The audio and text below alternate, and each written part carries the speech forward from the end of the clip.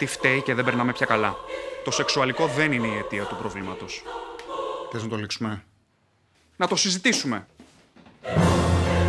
Δεν ήμουν φτάσει στους 40 για να κάνω την πρώτη μεγάλου μήκους μου. Ο Ξαβιέ Ντολάν είχε κάνει 4 μεγάλου μήκους στην ηλικία μου. Πάντως, αν θες βοήθεια με το σενάριο, εγώ με χαρά.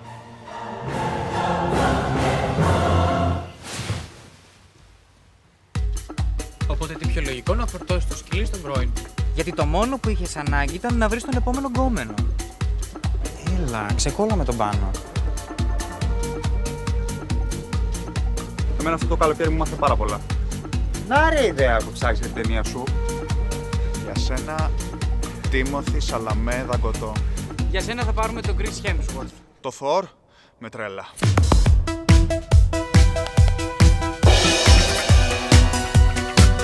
Συγγνώμη, εγώ αυτό που μου τυχαίνουν καλές περιπτώσεις.